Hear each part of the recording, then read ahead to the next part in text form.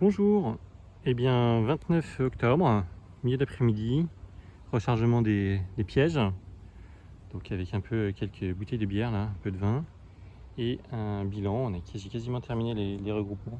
Je vide la dernière bouteille et on va voir à peu près à quoi on arrive comme décompte.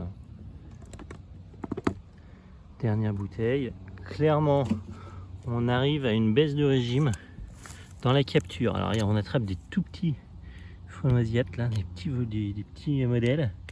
Il y a là un petit peu d'abeilles et d'autres insectes, mais là on a du petit volume et du gros volume. Ici un frelon européen,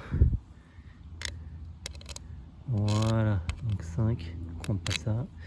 Et donc on en arrive sur les pièges rouges, sur les pièges, pardon, pas les pièges rouges, justement les pièges à bière et vin. Donc on va les compter, 1, 2, 3, 4, 5, 6, 7, 8, 9, 10, 11. 11 paquets de 5 frelons asiatiques. Ça nous fait 55 frelons asiatiques et 1, 2, 3, 4, 5, 6, 7 frelons européens. D'accord? Donc la semaine dernière, on était à 127 frelons asiatiques et 16 frelons européens. Et dans les pièges à bière et vin, donc ça veut dire que ça a baissé. Ça baisse même très fortement, ça a baissé de quasiment des 2/3. Et ensuite, la semaine d'avant, on était à 150 frelons asiatiques dans les pièges rouges. Dans les pièges, pardon, à bière et vin, décidément, les pièges rouges me hantent. Et 16 frelons européens. Donc aussi bien sur les frelons européens que sur les frelons asiatiques, ça baisse drastiquement, plus de la moitié. Donc ça c'est très positif, ça veut dire que on pourrait se dire il y a moins de pression et en même temps devant les ruches il y en a beaucoup plus qui sont présents.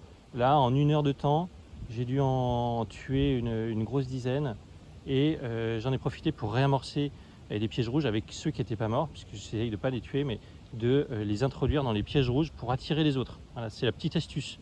Donc allez voir les autres vidéos ou sur les pièges rouges. Également profitez-en pour vous abonner à la chaîne.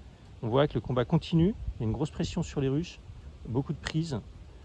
C'est essentiel, donc abonnez-vous, faites un pouce bleu et puis également faites suivre et mettez un commentaire, ça fait plaisir.